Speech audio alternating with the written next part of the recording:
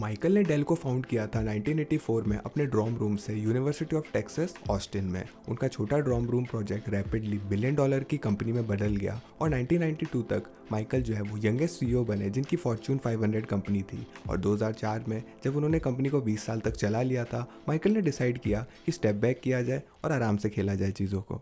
मगर माइकल के जाने के 3 साल बाद डेल जो है एचपी से भी पीछे चला गया था और मार्केट से भी पीछे चले गए थे पहली बार कंपनी की हिस्ट्री में। और एसईसी डेल को इन्वेस्टिगेट कर रहा था अकाउंटिंग इश्यूज को लेके। माइकल जो है वो सीईओ वापस बने 2007 में, मगर ज़्यादातर उनका समय डैमेज कंट्रोल में ही चला गया। और 2013 में तो माइकल डेल को प्राइवेट ले गए और 5 साल लगाए रिस्ट्रक्चर करा पूरी कंपनी को और सारी चीज़ों के खिलाफ। जब डेल वापस से पब्लिक आई ना 2018 में, तो वो पहले से कई गुना ज़्यादा मजबूत हो चुके थे। तो जान लेते हैं बम्पी स्टोरी को डेल की और क्यों डेल माइकल के बिना सर्वाइव ही नहीं कर सकता।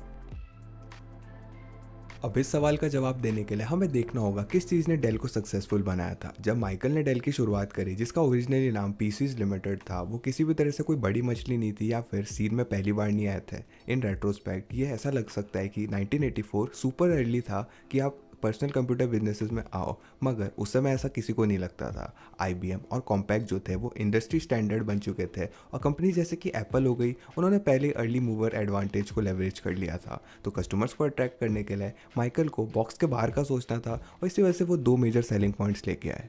पहली टैक्टिक थी कि डायरेक्ट टू कंज्यूमर मॉडल को लेवरेज किया जाए। कंप्यूटर्स एक्सट्रीमली महंगे थे 1980s के दौरान और एप्पल 2 का एग्जांपल ले लेते हैं। वो 1298 से $2638 का आता था, जो कि आज के $5800 से लेके $12,000 के बीच में।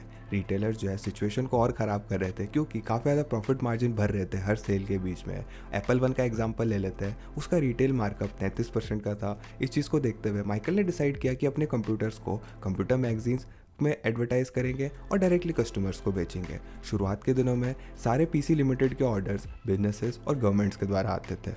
और कस्टमर लॉयल्टी को बढ़ाने के लिए माइकल ने सेकंड टैक्टिक का इस्तेमाल किया, जो कि थी अनपैरेलल्ड कस्टमाइजेबिलिटी। सारे माइकल के कंपटीटर्स जो है वो रिटेलर्स के थ्रू बेच रहे थे, जिसका मतलब ये था कि वो लिमिटेड नंबर्स ऑफ एसक्यूज बना सकते थे। कई सारे एसक्यूज बनाने का मतलब ये था कि इन्वेंट्री इशूज़ आने लग जाते हैं उनको। मगर पीसीज लिमिटेड के लिए, क्योंकि उनका डायरेक्ट कस्टमर बिजनेस मॉडल था, उन्हें कोई भी कंप्यूटर खुद से बनाने की ज़रूरत नहीं थी जब तक कि उनके पास ऑर्डर नहीं आता था। पहले तो माइकल ने इस टैक्टिक का इस्तेमाल इसलिए किया क्योंकि उन्हें रेवेन्यू की ज़रूरत थी कस्टमर से, ताकि वो एक्चुअली पार्ट्स को परचेज कर सके कंप्यूटर को बनाने के लिए। मगर जैसे ही बिजनेस बड़ा हुआ, माइकल ने इस ऑब्स्टिकल को अपने एडवांटेज की तरह इस्तेमाल किया। एनीवेज, माइकल ने आगे जाके कंपनी का नाम बदल के डेल कंप्यूटर कॉर्पोरेशन रखा और कंपनी को पब्लिक ले गए वो 1988 में। और by the end of 1988 Dell का मार्केट कैप बढ़ के $80 मिलियन का पहुंच चुका था और 1992 तक डेल जो है वो फॉर्च्यून 500 की लिस्ट में आ चुका था। इस पॉइंट तक डेल का बिजनेस कमर्शियल कस्टमर्स के साथ काफ़ी अच्छा चल रहा था, तो माइकल ने डिसाइड किया कि उस बिजनेस को रिटेल कस्टमर्स पे भी एक्सपेंड किया जाए।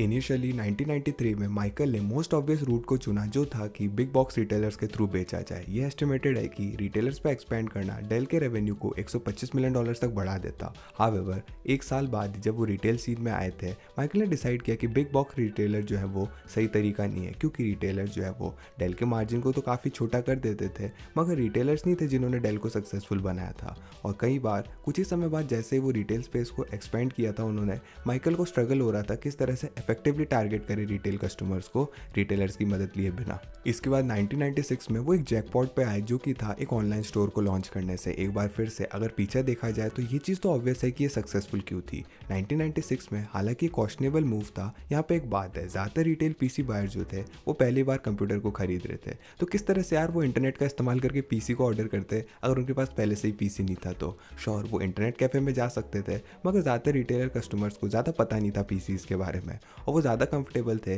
कि वो एक इंसान के साथ जो कि सेल्स रिप्रेजेंटेटिव है उसकी मदद लेके पीसी खरीदें बजाय कि ऑनलाइन खरीदें। ये लिमिटेशंस ने डेल की रीच को तो कम कर दिया और सिर्फ पीसी एंथुजियास्ट को सर्व करते थे।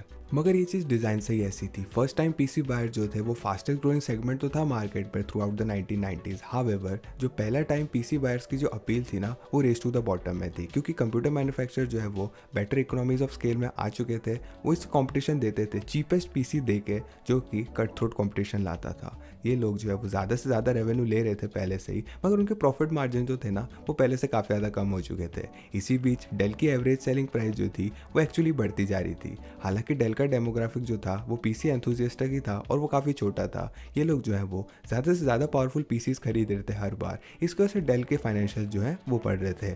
इसी समय के साथ ही डेल जो है एक और मेजर सेक्टर में आया जो कि थे सर्वर्स, और डेल इस सेक्टर में भी नया नहीं था, मगर जब तक डेल जो है इस सीन में आया था आईबीएम, एचपी और कॉम्पैक्ट सर्वर मार्केट को डोमिनेट करते थे। कोई भी इन तीनों को कम्पीट नहीं कर सकता था क्योंकि उनके पास प्रोप्राइटरी टेक्नोलॉजी और प्रोप्राइटरी सॉफ्टवेयर था। वजह इसको एक ऑब्स्टिकल की तरह देखने के माइकल ने इसे एडवांटेज की तरह देखा। हालांकि आईबीएम और एचपी जो है फैंसी हाई एंड सर्वर्स बेच रहे थे, डेल ने डिसाइड किया कि वो सस्ते सर्वर्स बेचेंगे जो कि सिंपली इंटेल चिप्स पे बेस्ड होंगी। ऑफ कोर्स ये हर कॉर्पोरेशन को तो अपील नहीं करेगा, मगर डेल जो है वो काफ़ी छोटा मार्केट को ढूंढ पाए थे, इसके ऐसे लो एंड सर्वर्स उनके काम में आते थे। डेल ने अपनी पावर एज सर्वर्स को लॉन्च किया 1994 में, और लॉन्च के सिर्फ 4 सालों के अंदर ही एंटरप्राइज रेवेन्यू 0 से 13% बढ़ गया उनके पूरे रेवेन्यू तक। माइकल का एक्चुअली एक फेमस कोट भी है उस समय के आसपास 1997 में, जब एप्पल जो है बैंकरप्ट होने वाला था। रिपोर्टर से उन्होंने पूछा था कि वो क्या करेंगे अगर वो एप्पल के इंचार्ज होते, तो माइकल ने रिप्लाई किया था, मैं उसे शट डाउन कर दूंगा और पैसा वापस शेयर होल्डर्स को दे दूंगा। आई एम श्योर ये कहना आसान था क्योंकि डेल उस समय काफ़ी कमाल का काम कर रहा था लेट 1990s में, मगर हम इवेंचुअली देखेंगे किस तरह से माइकल जो है सेम सिचुएशन को हैंडल करते हैं खुद से। एनीवेज, क्योंकि रैपिड ग्रोथ चल रही थी इन सारे सेक्टर्स में, डेल जो है वो दुनिया का सबसे बड़ा पीसी मैन्युफैक्चरर बन चुका था 1999 में। और जैसा कि आप लोग देख सकते हो, एक सबसे बड़ा की एट्रीब्यूट है इस चीज़ में कि डेल की एग्जीक्यूशन काफ़ी सही थी। डेल किसी भी तरह से पहला नहीं था, ना ही वो बेस्ट थे और ना ही वो सबसे ज़्यादा इनोवेटिव थे, ना ही उनकी बहुत बड़ी लेगेसी थी। हावेवर एक चीज़ जो डेल के पास थी वो ये थी फ्लॉलेस एग्जीक्यूशन। जैसे हम 2000s में गए, ये सेम चीज़ जो है उनके एग्जीक्यूशन के बारे में नहीं कही हमने, क्योंकि 2002 में डेल ने वाइड अरे ऑफ प्रोडक्ट्स लॉन्च किए जो कि कोई सेंस भी नहीं बनाते थे यार। उन्होंने TVs, printers, digital audio players और बाकी हैंडल डिवाइसेस को लॉन्च किया। नई कैटेगरीज में एक्सपेंड करना और डाइवर्सिफाई करना अपने बिजनेस को कम्प्लीटली ठीक है। आफ्टर ऑल एक्सपेंशन की वजह से ही डेल जो है वो इतनी अच्छी पोजीशन में पहुंचा था। हावेवर ये एक्सपेंशन कम्प्लीटली अलग था हर चीज़ से जो कि उन्होंने पहले किया था। डिफरेंस ये था कि यहाँ पे कोई भी स्ट्रेटेजी नहीं थी। बिजनेस कंप्यूटर्स के साथ माइकल ने डायरेक्ट टू कंज्यूमर मॉडल का इस्तेमाल किया। रिटेल कस्टमर्स के साथ माइकल ने इंटरनेट का इस्तेमाल किया। सर्वर्स के साथ माइकल ने under reserve low and market को सर्व किया। वहीं पे इन्हीं एडिशंस के साथ ये चीज़ ऐसी थी कि डेल कह रहा हो कि हम इतने बड़े और एस्टेब्लिश हो चुके हैं तो हम जो भी दे रहे हैं वो तुम खरीद लो। और 2003 में डेल ने अपना नाम डेल कंप्यूटर कॉर्पोरेशन से डेल इंक कर लिया, और 2004 में माइकल ने रिज़ाइन कर दिया डेल के सीईओ से और अपने चीज़ों को केविन रोलिंस के हाथों में थमा दिया। At the same time PC market जो है मेच्योर होने लगा था, जिसकी वजह से डिक्लाइन हो रही थी कंप्यूटर परचेसेस में। एक सेगमेंट जो था मार्केट का वो अभी भी ग्रो कर रहा था रैपिडली, वो थे लैपटॉप्स। डेल जो है लैपटॉप मार्केट में स्ट्रेटेजिकली नहीं आए थे जैसा कि वो हमेशा आते थे। उन्होंने सबसे आसान रूट चुना और अपने लैपटॉप को बिग बॉक्स रिटेलर्स के थ्रू बेचा, जिसकी वजह से उन्हें कोई भी डिफ्रेंशिएशन नहीं मिली और काफ़ी प्रॉफिट मार्जिन भी छोटे रहे। समहाउ वो उसी सेम ट्रैप में घुस चुके थे जो कि वो एक दशक पहले अवॉइड करके आए थे। श्योर इनफ 80% रोलिंस की क्वार्टरली रिपोर्ट जो है वो बिलो एक्सपेक्टेशंस आई और उन्हें रिज़ाइन कर दिया सीईओ से जनवरी 2007 में। इसकी वजह से माइकल वापस से पोजीशन में आ चुके थे। मगर चीज़ें सही नहीं हुई जैसे ही माइकल वापस से सीईओ बने, क्योंकि कंपनी जो है वो एक इंटरनल क्राइसिस से गूंज रही थी। एक कंपनी का सर्वे में पता चला था कि 50% उनके एम्प्लॉयज जो है वो कंपनी को छोड़ने वाले थे अगर उन्हें सेम जॉब मिल जाती कहीं और। तो ये ऐसा इसलिए था क्योंकि दो प्राइमरी रीज़न थे।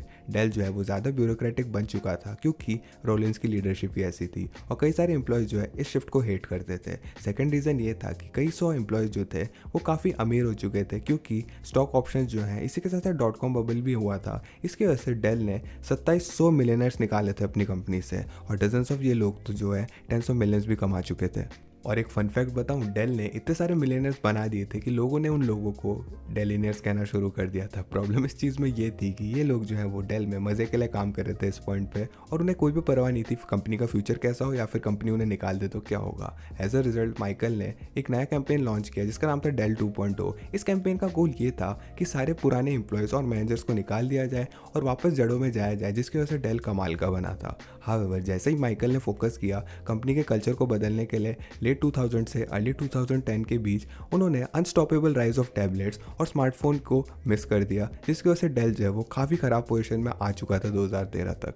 कंपनी किसी भी तरह से बैंकरप्ट जाने नहीं वाली थी, मगर वो काफ़ी नीचे गिरते जा रहे थे और ऐसा लग रहा था यहाँ पे कोई भी टर्न अराउंड का चांस नहीं है। 2012 से 2013 के बीच में डेल की अर्निंग पर शेयर जो है 36 सेंट से सिर्फ 7 सेंट्स पे गिर चुकी थी और अगला स्टेप था ऑब्वियस की नेगेटिव अर्निंग्स हुए, इसके बाद बैंकरप्सी फाइल करेंगे वो लोग। अब माइकल ने डेल को शट डाउन तो नहीं किया जैसे उन्होंने स्टीव जॉब्स को करने के लिए रेकमेंड किया था, मगर टेक्निकली उन्होंने शेयर होल्डर्स का सारा पैसा वापस कर दिया और 2013 में माइकल ने एक डील बनाई प्राइवेट इक्विटी फर्म से और माइक्रोसॉफ्ट के साथ कि वो $24.4 बिलियन जो उनकी ज़रूरत है ना, उसको लेके डेल को प्राइवेट कर लेंगे।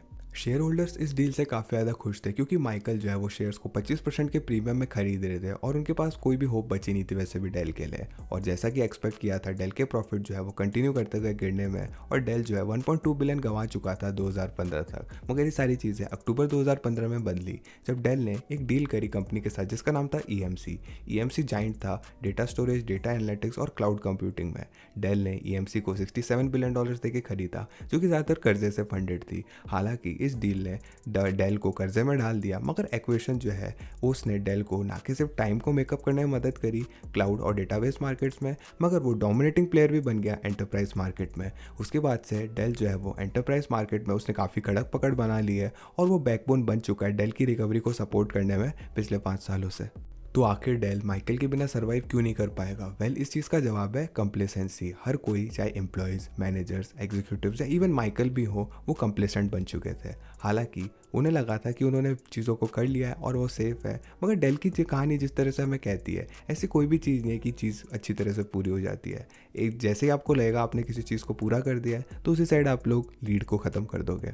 इवन कई दशकों के फ्लॉलेस एग्जीक्यूशन के बाद भी जो है कुछ सालों के शॉर्ट ईयर्स की वजह से ख़त्म हो सकता है और रिकवरी जो है अगर वहाँ पे होती भी है ना तो बहुत ज़्यादा मुश्किल होगी पहली बार की तरह। और चीज़ एक चीज़ दिमाग में रखने वाली ये है कि ऐसी सिचुएशन में 100% रिटर्न ज़रूरत होती है अगर 50% की डिक्लाइन होती है उसको पूरा करने के लिए। तो ये चीज़ को ज़रूर रखना कि आप ऐसा नहीं हो कि आप कंप्लेसेंट हो जाओ। क्या आप लोगों को रोलर कोस्टर राइड के बारे में पता था जिसकी वजह से डेल इतना नीचे गया? कमेंट करके ज़रूर बताना। साथ साथ वीडियो को लाइक कीजिएगा अगर आपको लगता है कि डेल ने हम सबको एक वैल्यूएबल लेसन दिया है तो। और ऑफ कोर्स हमारे डिस्कॉर्ड कम्युनिटी को ज्वाइन कीजिएगा फ्यूचर वीडियो आइडियाज़ देने के लिए और चैनल को सब्सक्राइब कीजिएगा बाकी क्वेश्चंस लॉजिकली आंसर्ड देखने के लिए। मैं था चिरंजीव, मैं मिलता हूँ आपसे अगली वीडियो में।